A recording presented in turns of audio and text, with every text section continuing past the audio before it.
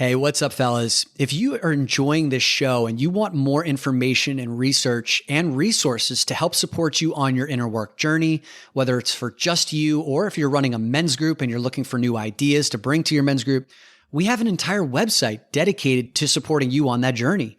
doinnerwork.com.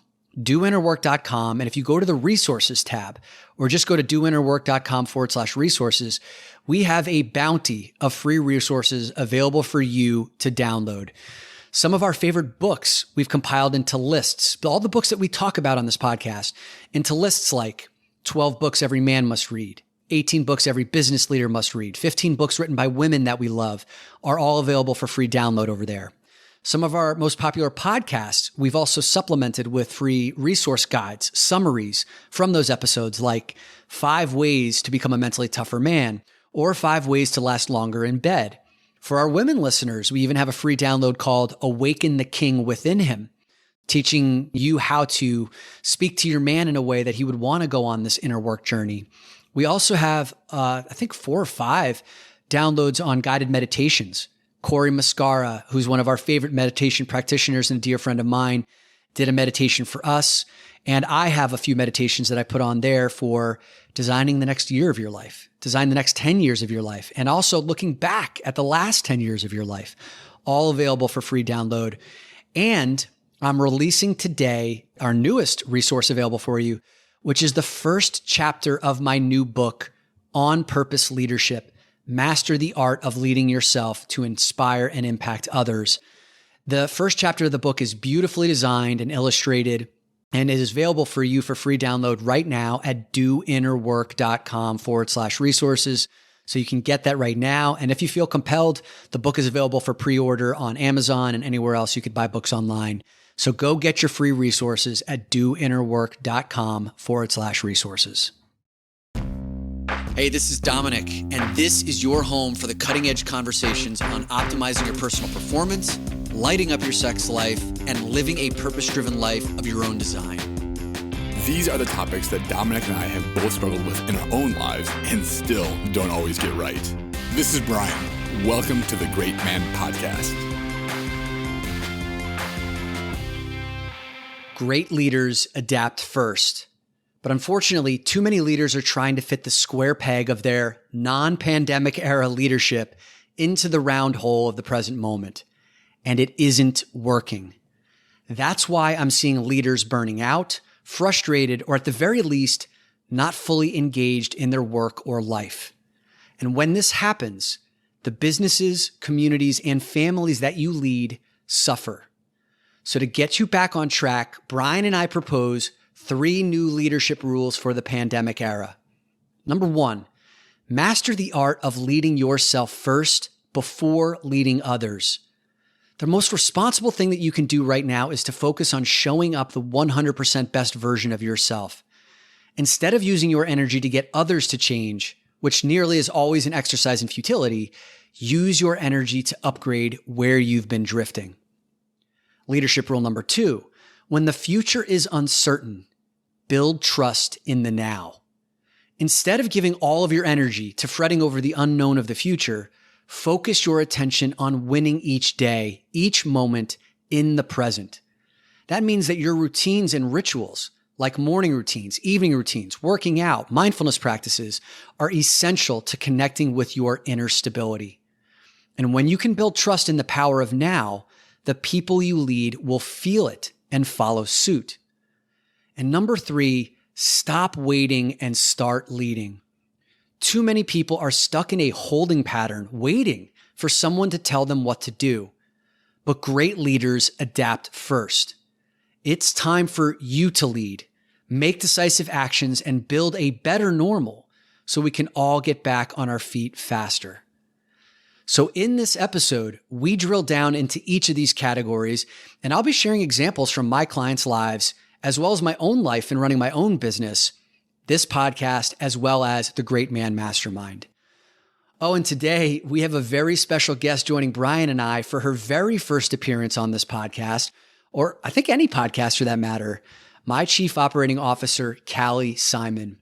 Callie started as a full-time employee with me back in February of this year, and she'll share with you how we are applying these 3 rules to the operation of our business today, tomorrow, and the many years into the future. Enjoy today's episode of 3 New Leadership Rules of the Pandemic Era.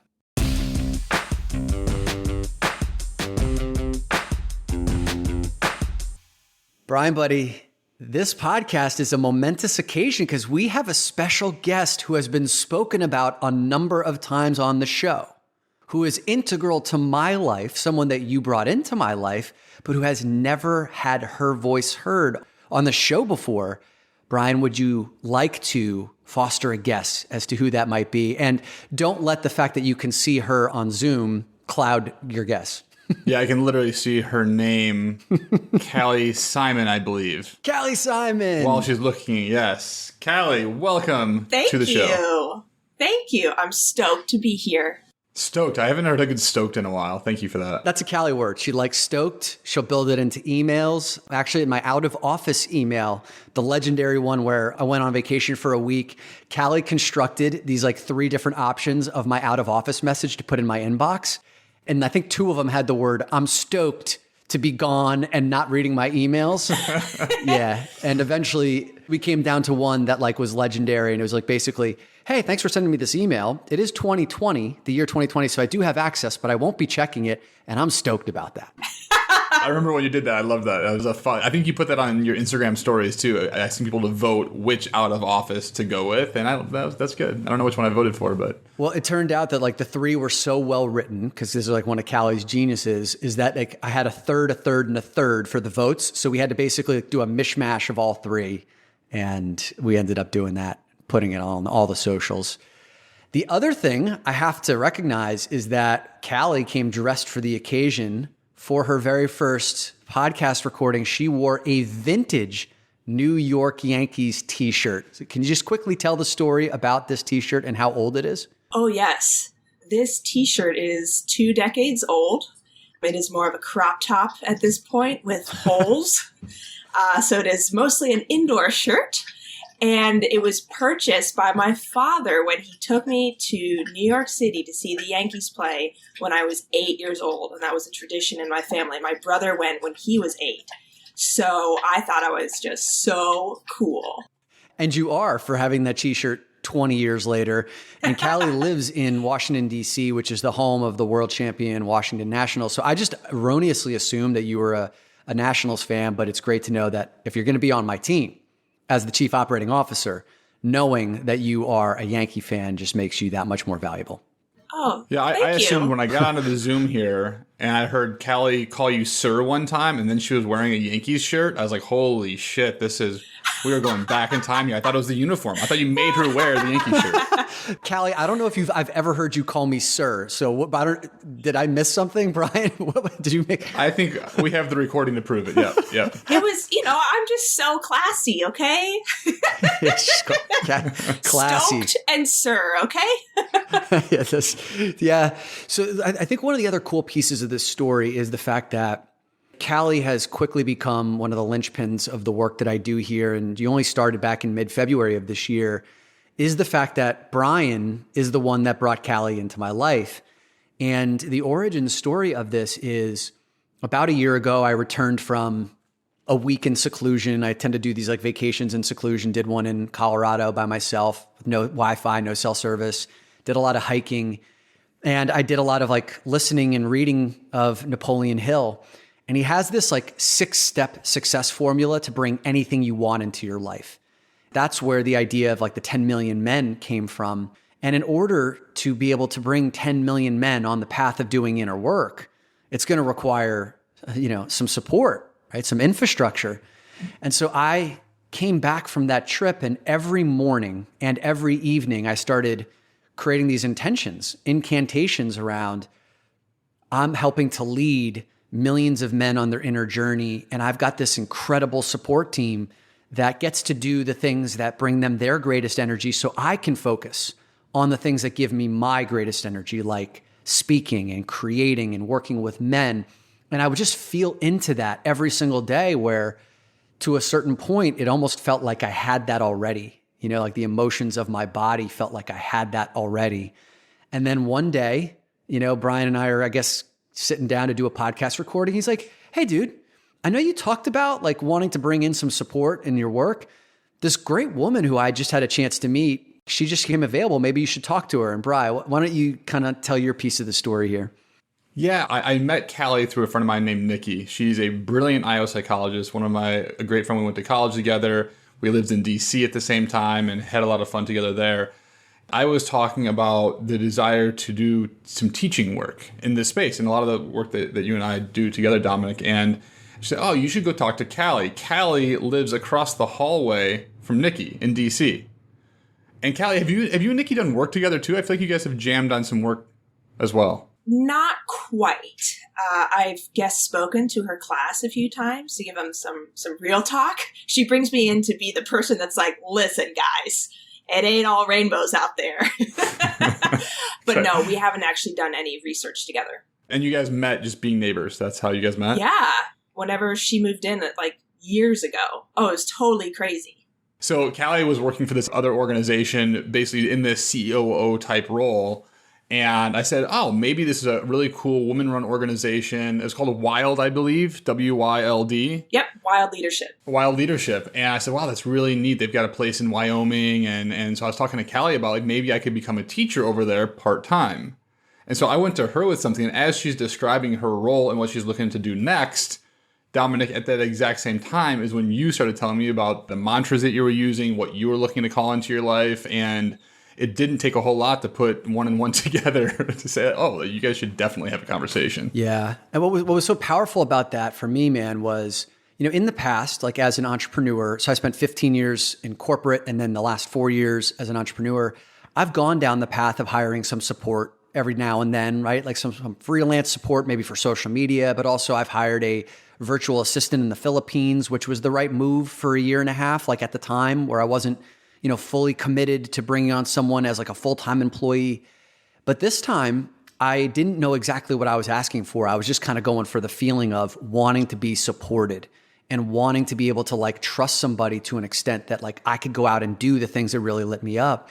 And so when you brought Callie to me and Callie together, my first conversation with you, Callie, I remember saying to you like, I was buzzing, and I remember I felt rich. That was the thing I said to you is like, after I finished that call, I felt rich. Like I felt like more money was going to flow. I felt more opportunities to support men were going to flow so that I could spend less time managing, the operations of the business, which is where you thrive.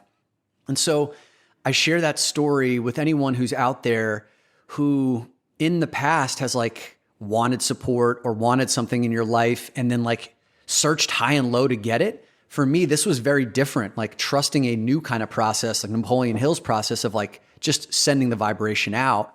And then of course, talking to trusted people like Brian, who eventually like paired us together. And it was just one of the best decisions possible.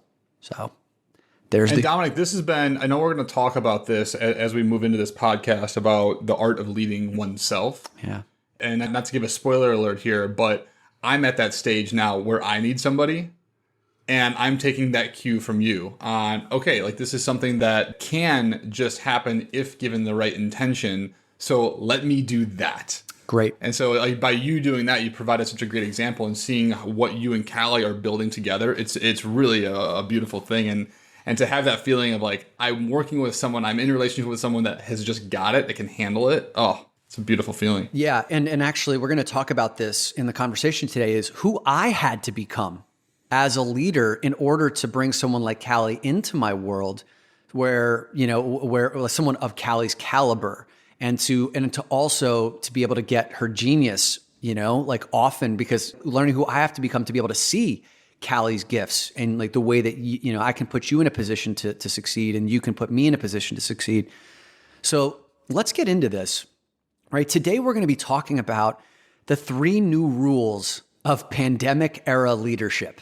Right? The 3 new rules of pandemic era leadership. These are certainly not all of the rules, but I think these are 3 rules that help to focus people's attention on how to become better leaders during an unprecedented period of time.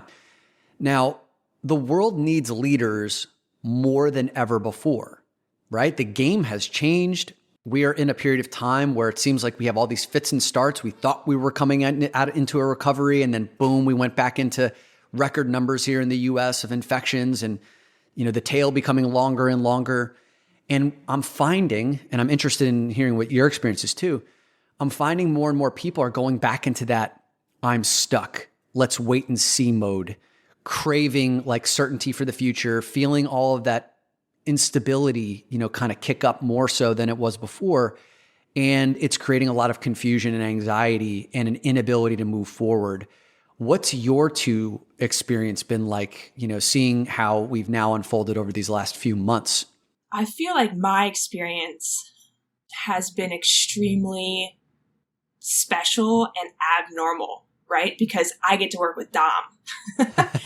You are so proactive in creating space to feel out the uncertainty and press pause so that you're not just in this like amygdala hijack. You're actually taking the time to figure out, okay, what is the next best step given this context? And Brian, what you were talking about earlier about the content and the context, I feel like this is something that you, Dominic, do so well, because even throughout this pandemic, I feel like our work environment and what you have created and what you've allowed me to live into has been just spectacular. I haven't had a meltdown because of the pandemic. I may have had a meltdown because of like a breakup or cancer or, whatever, but not specifically because I'm in fear or scarcity around the pandemic and my work life. And I think that's really special. And that's all you, Dom. I really appreciate that, Callie. And also just for clarification for anyone who's wondering, when you talk about the breakup was your relationship and then cancer is that your father's cancer has returned, and that happened recently, but you said that the treatment recently is taking pretty well. Oh yeah. Yeah. We're so lucky and grateful. Yeah. Cool. Glad to hear that. Bri, what about you, man? What I've seen, so we are in month 5 of this, I believe now, of the lockdown that when we started here, like when we started here in New York, but I guess that was the epicenter to begin with. But what I've seen over this 5 months is an okayness with like, okay, I'm going to stay at home, I'm going to self-isolate, and we're going to do that. And then we're going to open up and it's going to be okay. That was fine for, let's call it 3 months. Now what I'm starting to see is people chomping at the bit to do what they used to do in the exact same way. And we've seen that. We've seen that at a national level. I want to go to parties. I want to meet up with my friends again. And by the way, I'm in that boat. Like I want all those things too. And I think what I'm starting to see people understand is that we are not in an environment that allows us to do exactly what we did before in the same ways, but it doesn't mean we can't still enjoy ourselves in responsible ways. So we can do what we want to do, but we have to do it differently. And the environment's causing us to rethink that. And so I think that rethinking is just taking a little bit of time. That's right. And then when you bring that into the work context, it's, how do we keep our employees engaged in new and different ways? How do I lead people who are virtual, who are now, not under my, in many cases, like if you had office workers, you can't see them as much anymore. So like, what are these new rules? And let's start with the first one, because I think both of you kind of touched upon this already. The first new rule of pandemic era leadership is master the art of leading yourself first before leading others. Master the art of leading yourself first before leading others. Now, I believe so deeply in this concept that I put it on the cover of my next book that's coming out on September 22nd, which is called On Purpose Leadership. And this became really clear to me before the pandemic. Over the last few years, as I've been going into being hired to come into lots of different businesses and organizations at the executive level, where they're trying to lead change inside of their business and inspire their employees to do something new, I kept finding that the executives were asking me the same exact questions every single time. How do I get my people to change? How do I get them to act with more urgency? How do I hold them accountable? Those seem to be the same 3 questions. How do I get them to change? How do I get them to act with urgency? How do I hold them accountable? And never, or very rarely, did I ever hear a leader say, who do I need to become first in order to embody this change so that I can naturally inspire others to want to change, to act with more urgency, and then to receive accountability and support, right? In a way that like allows us to all move together. And so oftentimes when I saw leaders pointing at their people, at their employees, but this also goes to like relationships, right? Pointing at the significant other and saying that person needs to change, pointing to kids and being like, well, if they only behaved the certain way, right? Like pointing at everyone else first. What I found oftentimes was that the leader themselves were the ones who were embodying the very behaviors that they wished to change in the people around them. They weren't the ones changing. They weren't the ones adapting. When it came to urgency, they may be running around in a frenzy, but they weren't actually like working with intentional urgency, right? That conviction. So I'm curious, like what's popping up for you two as you're hearing that? Brian's smiling big on this one. Yeah, Dominic, because I have 27 ex-girlfriends. And is that true? Have you counted that? You know what? I haven't counted that, but it feels in the ballpark. Okay. And I thought for the longest time that it was all because I pointed the finger at them and said, they're not the right person for me. And I did that 27 times until I figured out, wait a second, there maybe there's a common denominator here and I need to change. And what's been amazing is how quickly the outcome has been different. Yeah. What I'm like in relationship. And so milestone moment here, I'm going to share a little something personal, but my parents were here visiting this past weekend in New York. They drove in from Chicago, and Becca, my partner's parents, are in the area. So they came by and they met for the first time. Big moment. Wow. It was a big moment. We had a great time. After Becca walked her parents downstairs, my parents were staying here for one more night. My dad looked at me and he goes, I think I did pretty good. I'm like, you did? What do you mean you did good? He's like, I did good. You know, I'm meeting the parents. I did good. I'm like, you did do good. That's true, Dad. And he's like, well, I've had a lot of practice. Because I can't say that he's met 27 ex-girlfriend's parents, but he's met a few of them, and I thought that was funny. So I think not only was it true that when I started to change, could I find a partner that was amazing, but that translated even beyond our partnership into our parents, and they could even see it. That's great, man. Mr. Stacy with the nut shot. Nice job, big guy. Yeah, Callie, what about you? I love what you're saying, Brian, about that and like holding up the mirror to yourself and being like, oh, yeah, maybe I need to work on X, Y, and Z.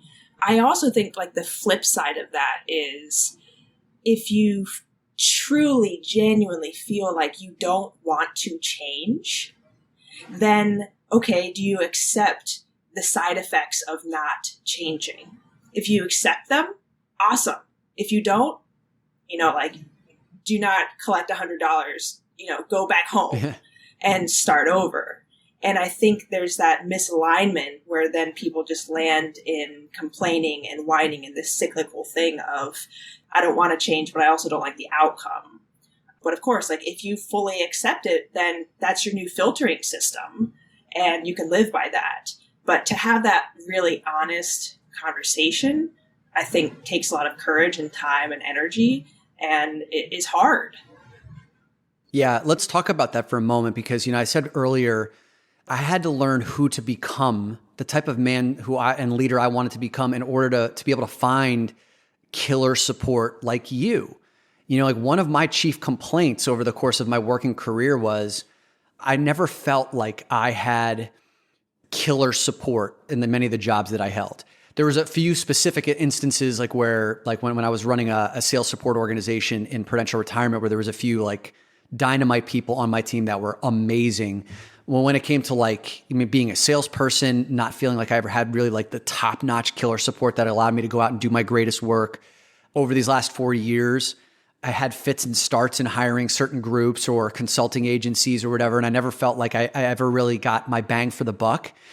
I actually started to wonder like if there was something wrong with me, about like how I was showing up. And there absolutely was. Like it was when I took a look inward, I realized that oftentimes my energy and my focus was scattered.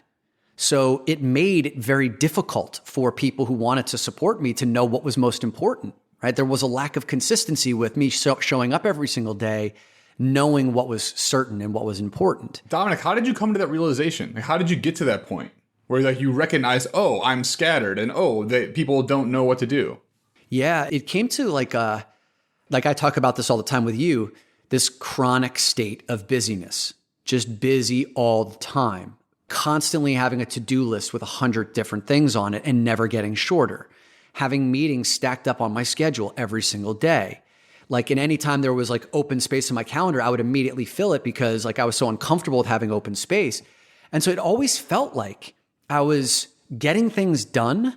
But then when I pulled back the lens in those moments to actually see, am I actually creating sustainable movement towards the future? Like, am I creating a path for 10 million men to get on, right? Like, is there something that's building upon itself? And over again, I felt like the answer was no. Nothing is building on itself. I constantly have to be spinning plates from moment to moment. And when that happened, I could feel like if I can't manage myself, if I can't lead myself into what's the most important things, how could I ever provide a vision for someone like a Callie to come on board and say, like, I'm willing to entrust myself to a small employer, who would get hit harder during storms like a pandemic, to trust my career and future to. So yeah, it was in those moments where I got really real with myself to say, like, I have to look at my shortcomings of how I've shown up as a leader. And I heard you say two things. So one was you had this vision of bringing 10 million men onto the path of inner work. And then how am I doing? So it wasn't like, how am I doing? Am I getting things done? But how am I doing in terms of creating the path? Part of it was that, yeah. I think the other part of it, Bri, was like, even with, and the reason why I say part of it is I don't want people to think that you need some grand vision, like a 10 million men thing, in order for you to be able to like look at yourself clearly now. This other concept that we talk about in the book about your greatest energy, like the thing that feels a state of flow, effortless, timelessness, selflessness. You feel like you're doing something connected to something bigger than you. When I recognized that I was spending more and more time in the things that gave me my greatest energy, like running this podcast with you, creating new keynote speeches, like running masterminds of men, that's the stuff that was like, oh, I feel lit up all day long doing those things. I don't feel tired or exhausted or resentful or like, ugh, I got to spend another minute doing this. When I started spending more time there and consciously organizing my life around what gave me my greatest energy, then I was like, okay, these other things that still need to get done, I want to find a person who that's their greatest energy. Oh, let's run this experiment. Yes. Callie, what are the activities that you do in this job that give you the greatest energy? Thank you for asking that, Brian. So many things. Okay. First off, I love research and research projects. So Dom will have maybe a guest on or, some very esoteric thing. And he's like, I need to know everything about this. Go. And I'm like, all right. I need to know everything about menopause. Yes. Go. And I'm like, oh my God, can't wait. See you in a week. I'm going to make you a Google Doc on this and I am stoked on it. So I saw that Google Doc and it was amazing. Oh, I'm so glad. Yeah, we're not joking here. You are very, very good at that. That's not, see, some people have a confusion that they're like actually good at something, but they're not that good at it. You are very good at that. Thank you. And she knows. Thank you. Yeah. No, I love that stuff because what's better than being a constant student, especially when you then get to see it applied and you know that you're helping other people. I mean, that's just like a trifecta of awesome. So that's one way. Another way is, this sounds a little conceited, but I'm going to say it anyway, having this slight sense of power and control, whether I'm leading this client engagement or that, or saying, hey, here's your invoice. I know some people might be like, ugh, invoicing or whatever, but it's closing the loop on that whole engagement. It's part of the business process. A third thing would be looking at all the different puzzle pieces, whether it's ops, finance, strategy, marketing, admin, and like figuring out what are those corner pieces that we need to focus on right now, given our context and our vision and our current resources. And then putting them all together and then having a conversation with Don being like, hey, does this make sense? Or do we want to be focusing on this? Or where are the holes in what we're putting out there? So just being able to like bounce back and forth on those items is exciting for me and energizing. And components of that include spreadsheets, Google Docs, making decks, finding cool pictures, any of those things are right in line with what I enjoy doing. Now, if Dom were like, hey, I need you to do a 15-minute talk to these people, I'd be like, nah, pass. Yeah. And here's the thing. I know all of that stuff about Callie because on day number 1 of her starting employment here, we spent the first 2 hours going through this greatest energy exercise, right? And this greatest energy exercise, I outline it in the book, but very simply, it's basically like, the things that give me my greatest energy are, and I said to Callie, I'm like, I love speaking on stages, running the podcast, running masterminds. There's a few other things. And I was like, these are the things that I'm uniquely gifted at. And the world is a better place when I'm doing these things. And I'm at my best self when I'm doing these things. Therefore, anything that falls outside of that I'm spending my time on, I'm literally reducing the amount of abundance that we can bring into the business. I'm literally not helping as many people as I could. I'm doing a disservice, right, to the people out there, to the men out there who could be waiting to be woken up. And so then Callie went through the same exercise. It was like, now you tell me, right? Like the things that give you your greatest energy. I remember her saying, she's like, I like to make order out of chaos. I like to structure things. I like Google Documents. I like to hone in on and distill information. I'm like, oh my God, all the things I dislike. So it was amazing. And from that day, I was like, okay, my commitment to you is how can I make sure that you're spending the majority of your time in that? And anytime we catch one another going off the rails or drifting off the rails in those spaces, then we're doing our business a disservice. And like we both have permission to smack each other, metaphorically, energetically speaking, and bring us back on track. Yeah, totally. Callie, when you had that first conversation with Dominic about this, we went through this greatest energy exercise. Did you know at that point, like while coming into that conversation, that those are the areas that you enjoyed? Yes-ish. I hadn't explicitly, made a list of them, but I was very fortunate in my previous job to have had a boss who was very similar in figuring out, okay, Callie, like what gives you energy, what doesn't give you energy. So that was definitely a primer for this. And also in my previous at Wild Leadership, it was a time for me to experiment with, oh, I think this gives me energy. Oh, wait, it doesn't. So like teasing apart just through trial and error and the space given to me by my then boss to do that. And I think that was a real gift because then setting me up to come to Dom, I was much more clear on, okay, I like X, Y, and Z. I don't like these other things. I'll do them, but I'm going to go punch something afterward.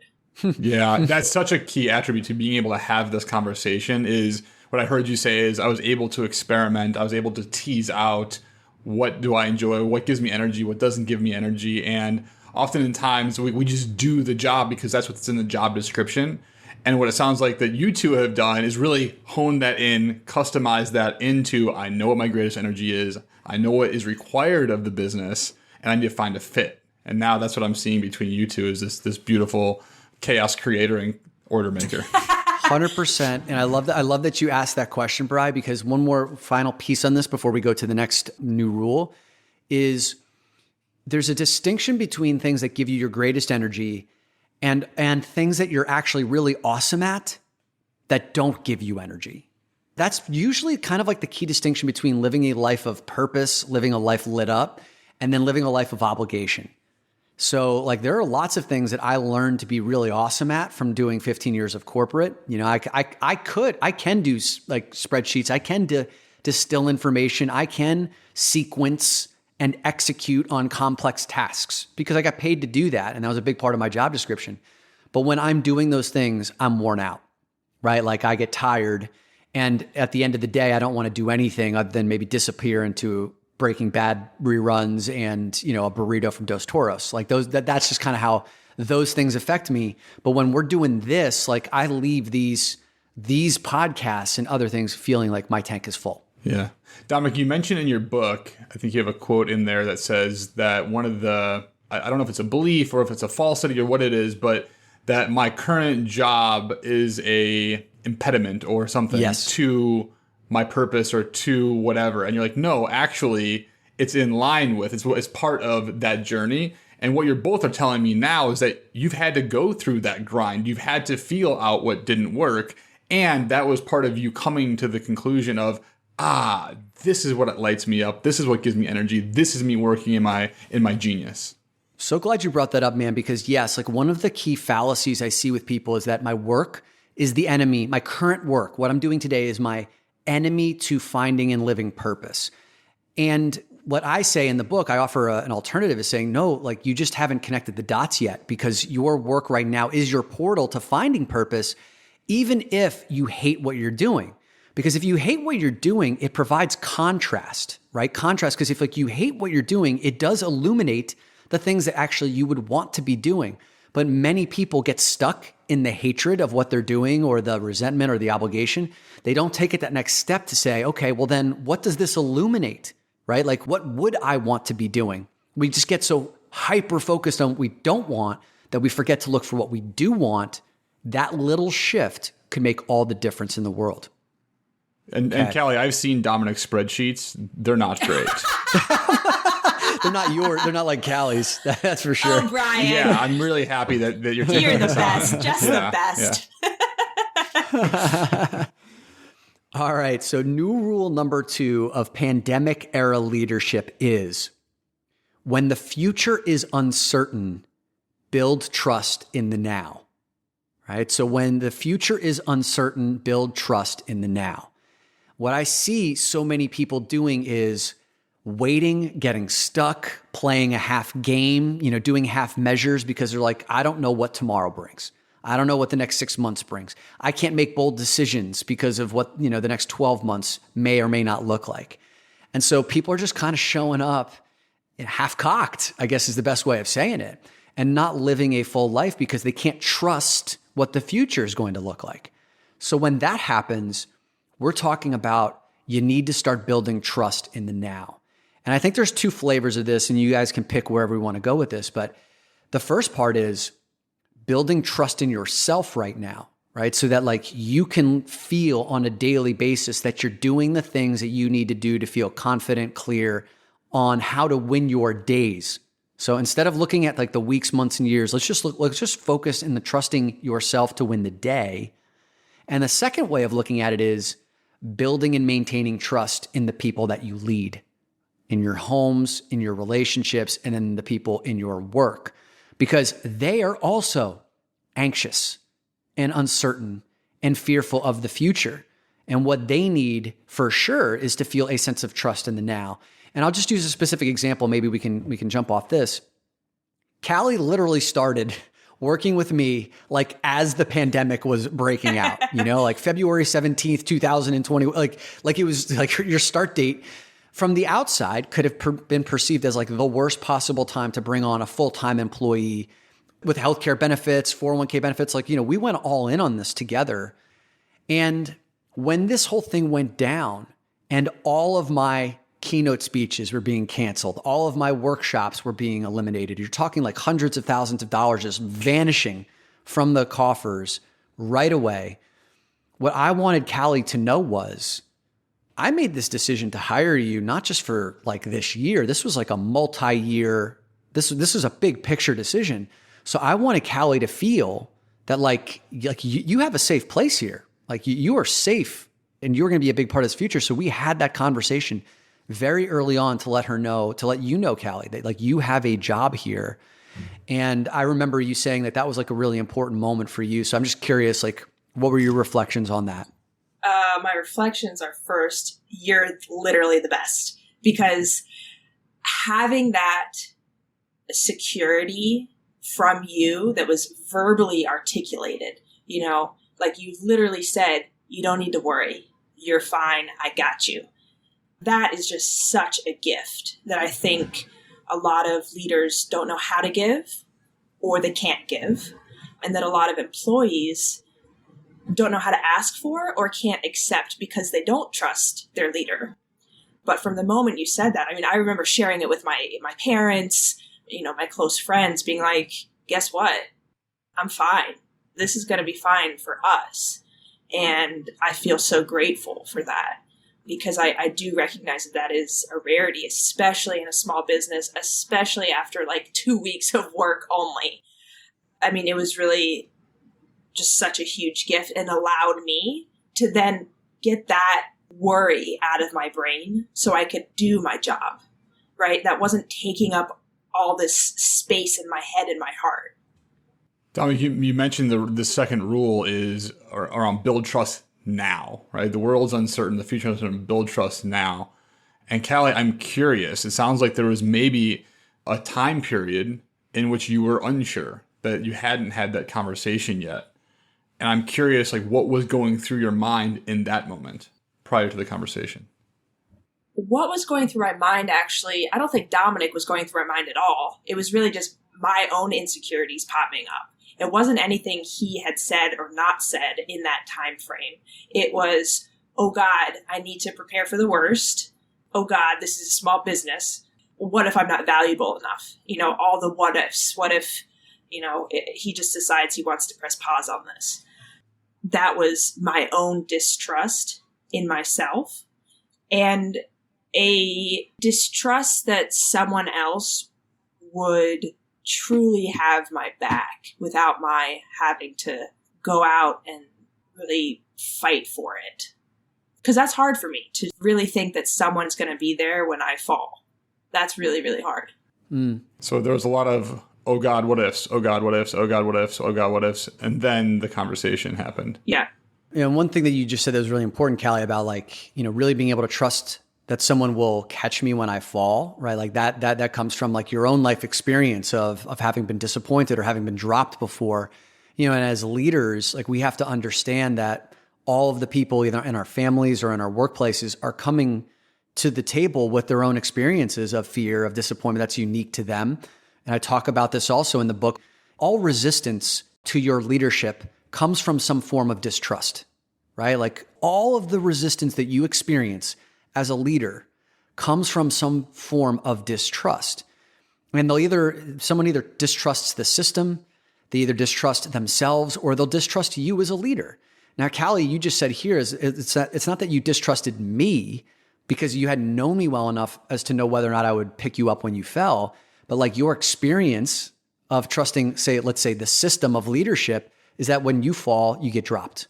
And I, as a leader, have to recognize that it's not about me, but it does impact me in my ability to be an effective leader. So knowing that about you is super critical. The one thing I talk about really deeply when I talk about this conversation of distrust is, the number one reason why distrust kicks up is if you as a leader don't trust yourself. When you emanate and transmit the fact that you don't trust yourself, then people will resist your leadership. And the only reason why I was able to go to Callie and let her know so definitively that you were going to have a job is I had to work through my own shit first, my own fear of watching all those keynotes get canceled, all the workshops getting canceled, all the money being pulled away. Brian, you and I talked about this on one of the earliest pandemic podcasts, where it was like I had to actually sit down, do a meditation, make space, watch that money leave, feel the fear, feel the loss, and then actually feel the stability of the fact that like, I'm all good. I've saved money, but I also know like how to run a business and how to be fluid and to adapt to it. I was able to stabilize quickly, but also, and I really want to paint a balanced picture of this. There was still some residue left over of like fear of money and not knowing when it was going to come. And I found myself in those early weeks I was kind of like letting it slime Callie. And Callie, you and I had this conversation where like I would be bringing the money fears and the money concerns to you, where I'd be talking about like, am I gonna have to liquidate my investments, at the bottom of the market in order to pay salary? That was my own fear. And I was bringing it and oozing it on Callie in a way where it was like, afterwards, I'm like, that felt icky. I don't want her to feel like she's a burden, because I can imagine that's how easily you could have felt as a result of it. So I felt awful about it. I went and had the conversation with you. I said, from this point forward, I'm never going to say those kinds of things again, or to make you feel in any way that you are a burden, because you are the one who is helping me to build this business. And from that point forward, it was clean. And that sense of trust deepened after that. Callie, what was your experience there with the slime Dominic apparently was throwing your direction and then cleaning it up? I think slime is pretty extreme. I wouldn't say it was that extreme, Dom, but absolutely, like, we did have some of those conversations, or you would just say things, one-offs here and there, and I'm hypersensitive, so it's like sticking to me, and I'm feeling it and holding it, as opposed to like letting it go. And so, and obviously you picked up on that. And I think it also showed up in probably a spreadsheet that I made where I was mapping out how if we sold X units of these webinars, then it would basically cover my salary and it would be a wash for the year. I think that's what woke me up when you did it that way. I think that's what woke me up to holy shit. Like she feels like you feel like you have to justify your existence and here's the activities to pay my existence. Yeah. And I was like, oh my God, I can't believe that was me, my energy and my not trusting myself to generate the revenue that then put my fear into you that created this spreadsheet, the spreadsheet of despair. And for me, I wasn't freaking out, but I definitely did feel like, oh, okay, I really want to show my worth and show how it's going to be okay over this amount of time, because guilt is a very easily accessible feeling to me. And so I usually try to get out of it as quickly as possible. And in this case, it showed up as, here's what would pay for my salary. What was the transition into out of that like? Because what's going through my mind right now, Dominic, is you shared something and maybe it wasn't coming from the greatest place. It's coming from a fear-based place, but you also provided a level of transparency. That's not necessarily bad. So where is the balance between I'm throwing my slime all over the place and also being transparent with where we're at? Because a lot of leaders are in that space right now. Totally. And I love that question. I think the defining line there was I was definitely putting some unconscious guilt or ick on her.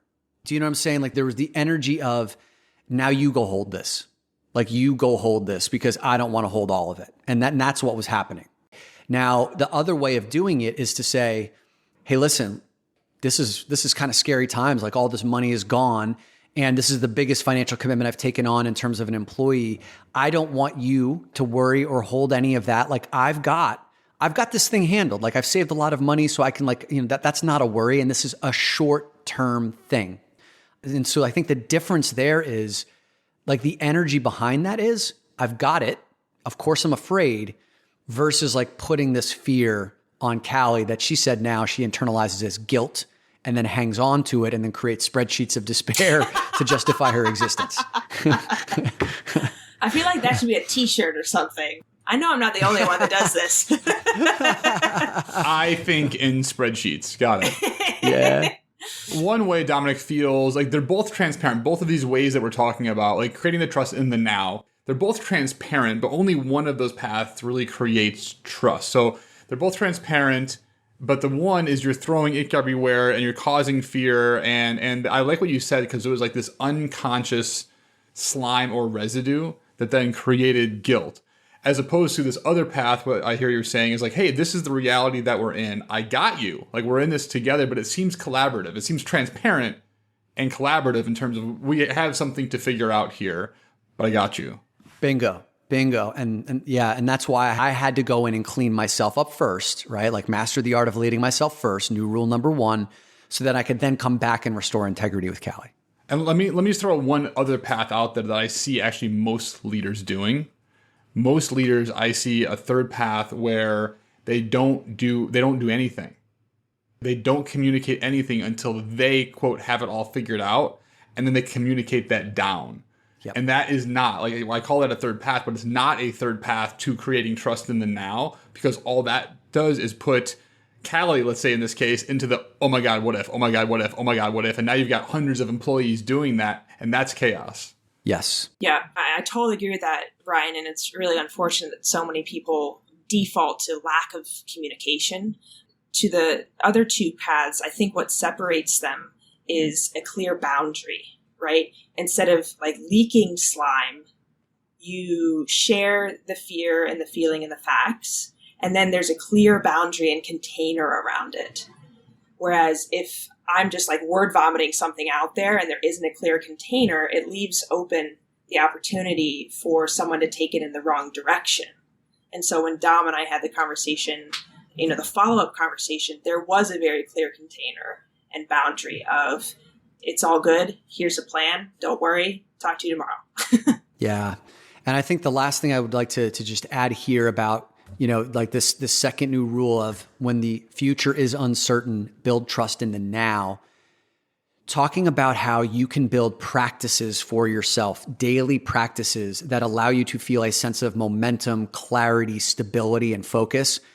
And in the book, I break down like the morning routines and the evening routines. Brian, we've done, a number of podcasts on these topics, and they're like some of our most popular. But like when you can win your morning through an intentionally designed morning routine, when you can win your evening through an intentionally designed evening routine, those are the two bookends of your day. Well, then like it impacts the 16, 17, and 18 waking hours that go down in between. And when you are not consciously designing those morning and evenings, you wake up in a frenzy, you go to sleep kind of collapsing into bed every night, waking up exhausted, not knowing like what you're supposed to be doing in the day. Well, then when you carry that energy throughout the day, it's very hard to feel a sense of trust, feel a sense of momentum in that moment, which then projects fear into the future, right? So if you want to bring certainty into the future, it's really all about building trust in the now, building trust in yourself on a daily basis where you can feel aligned, alive, and clear and connected. And just as an update to our last podcast around nighttime routines, Dominic, I'm very proud to say that my bedtime has been mostly between 11:30 and 1 a.m. Nice. And I've been writing down my top 3 things at least. If you look at my whiteboard right now, there's more than 3 things. But it has given me a sense to go to bed, wake up excited to work on like what I know is ready for me. So these practices that you're talking about, they make me feel better at the very least. And so maybe that's me doing the inner work and calling in my version of Kelly. Good on you, man. I know. Yeah. Like in that evening routine. So we did an evening routine episode a year ago. And then on a scale of 1 to 10, before Brian did that episode, he said, I'm a 3 in my evening routine. And then a year later we checked in, he's like, I'm a 6 now. So it's like 100% improvement, still more to go. And then over the last 2 weeks, he's, you're going from like a 6 to an 8 with just getting to bed within a 90-minute window that's similar every night to train your body to go to sleep. And then also writing down your top priorities for the next day. Go back and listen to that episode if you haven't listened to it yet. I think it's just like 2 episodes ago on your evening routines. All right, so the final one, and this one's pretty simple. The final new rule of the pandemic era leadership is stop waiting and start leading. Stop waiting and start leading.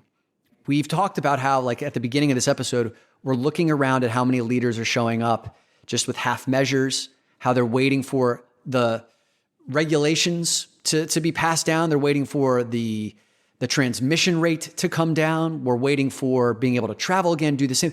We're waiting. That's the worst part. People are looking for leadership right now. So when you have gone through these first 2 steps, embrace these first 2 new rules around mastering the art of leading yourself and then bringing trust into the now, you're actually going to have a pretty firm foundation from which to stand upon where you can now call shots that make your family feel good or your business feel good or just yourself feel good going into the future instead of just waiting for things to go back to normal. Yeah, there's such a visceral example of this, Dominic, that I'm dealing with clients right now that are dealing with this. So a lot of our clients right now are production studios, and that could be for commercials, it could be TV shows, it could be movies. It's also for events. And the idea of a group of people getting together, whether it's for work or God forbid, even entertainment, there are governmental bodies out there, there are unions out there that are saying, like, just don't do it, just wait, just stop. But we're now at that point, 5 months into the pandemic, where like, we can't just stop. We can't just not do these things. Right. And so how do we then start to meet? How do we start to work responsibly? How do we start to meet responsibly? And so how, within the context of this pandemic, can we start to lead our organizations, whether it's events or movies or what have you, but in a new way? Yes. Because I think I opened this podcast talking about this, and then I'll get off my soapbox here, but I see so many leaders trying to lead in the same way and become angry that it's not working and that we can't do events or we can't do a movie or we can't do something. It's like, okay, cool, time out. Like, we can do this responsibly, we have to rethink. Maybe we have to rethink timing. Maybe we have to rethink budget. Maybe we have to rethink like who actually needs to be there, who can be remote. But like that's the leading now is sort of figuring that out. 100%. And there's that Ralph Waldo Emerson quote where I think he says, do not go where the path may lead, blaze a new trail and leave that path behind for others to follow. Like there's never been a better time to heed that guidance, right? It's like blaze the new trail. And I think your point, Bri, about leaders getting angry, trying to like bang the square peg of their former leadership into the round hole of the world that we're living in today, it's folly. It's folly. And that's actually, I would call that another form of waiting, right? Like just doing the same thing. It's an unconscious form of waiting because you're like, I'm waiting for this round hole to become the square. Like, and it's not for the foreseeable future. And there's a lot of opportunity for people that are willing to step back and say, okay, I'm angry about this, right? There's an intelligence to angry, which we've talked a lot about in this podcast. The intelligence to angry is that a boundary has been crossed. I can't do something that I want to do. So cool, we can continue to be angry in that, or we can find the opportunity in the way we have to move, the way we have to pivot. And this happened for us. It happens, I think, most leaders. This happens to on a daily basis. It's whether we hear it or we don't hear it and what we do with it. 100%. Yeah, so Brian, what you were saying about that anger and people just trying the same thing over and over and over again, to me, the root of that struggle is a lack of acceptance. It just breeds more anger and stress and discomfort and decreased productivity and decreased trust. So the second you can shift that as the leader and bring in, that acceptance of, wow, we don't know what's going to happen. The funny thing is, guys, though, like we never know what's going to happen. It's our perception is so dialed up right now of like, oh gosh. So I just think that's kind of funny because it's not like we have that much control in the first place. We just think we do. It's all a mind game. But anyway, so back to the acceptance piece. I think what Dom, you did so well with our business here is that you got to that acceptance piece pretty quickly. And so much of I think all of your inner work and all the work that you do every single day that's built into your lifestyle allows you to collapse that time of, oh gosh, here's something that's wrong, to, okay, I can accept it. Here's how and why and when. And for us, that was accepting that all that money was gone, speeches were lost or postponed, that you and I wouldn't have our like quarterly or monthly meetups in New York City or DC. And it pivoted to, okay, let's have a webinar on these topics. Let's build out the virtual space, as I know many companies are. And also, let's dive into a different project that almost requires the business to go on hold, which is our rebranding project. Yeah, I want to hit that quickly because we're talking about like the main shift was we focused then on the fundamentals. Mm-hmm. Like when there's not a time of being able to go out and generate the kind of business that the way that we've been used to, then it was like, this is a perfect time to build the foundation for the next 5 years. So like we ended up investing in a branding and media agency that is going to be relaunching all of the website, the podcast materials, all of the social media stuff. And then I'm going to be going out on, TV media tour, focusing on the mastermind and making sure the foundation of the mastermind, the nucleus of these 22 men are getting supported like crazy. Because if we can do it here in this small group, then we can figure out how to build that bigger and bring in more groups of men, other men into this 10 million men path. So everything that Callie's talking about is, as you're kicking this up for me, is yes, it was the acceptance. And then it was like, okay, well, let's, as there's a lull, let's now make our chassis just like the Rolls Royce of like the version of we could ever hope to build it.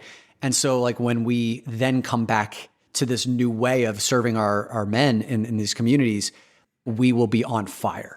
And that is leading in the now, right? That's not waiting. That is leading, because what you could have done, even with Callie, even after you had the conversation, you've developed the trust, you're like, we're going to do this. I got you. You could have said, now go find me 20 new virtual keynote speeches. Like go do the business development, right? You could have done that. But what you did, to Callie's point, like you accepted it and said, okay, what does this look like? How do we build for the future? How do we go back to the fundamentals here and maybe rethink not just what we need now, but what we build for the next 5 years, which is really exciting. There's an author I've mentioned on here a few times. His name is Jim Dethmer. And he talks often about the content of what we're talking about. In the business setting, maybe that's a deliverable, maybe it's a deadline. In the world setting, we're talking about a pandemic. Oftentimes we can't change the content of a conversation, but what we can change, what we have control over, is the context with which we come into talking about that content. And so you nor Callie, as much as I love you both, you didn't change the pandemic. Right? The pandemic is what it is. But what you did do is you came in and you said, okay, here's the content. What's our context going to be in making decisions? How do we move forward with that? Love it. Yeah. So let's just quickly summarize the 3 new rules of the pandemic era leadership. Number 1, master the art of leading yourself first before leading others. Number 2, when the future is uncertain, build trust in the now. And number 3, stop waiting, start leading. Callie, I thought you did an amazing job for your first time on any podcast and on the Great Man Within podcast. We hope to have you back in the very near future. And Brian, you did a great job too. Oh yeah, Brian, you're the best. Hey, one more reminder, if you love this episode and you want to go get some additional resources to support your inner work, head over to doinnerwork.com/resources. Download all the book lists, the guided meditations, and the first free chapter of my book on purpose leadership at doinnerwork.com/resources.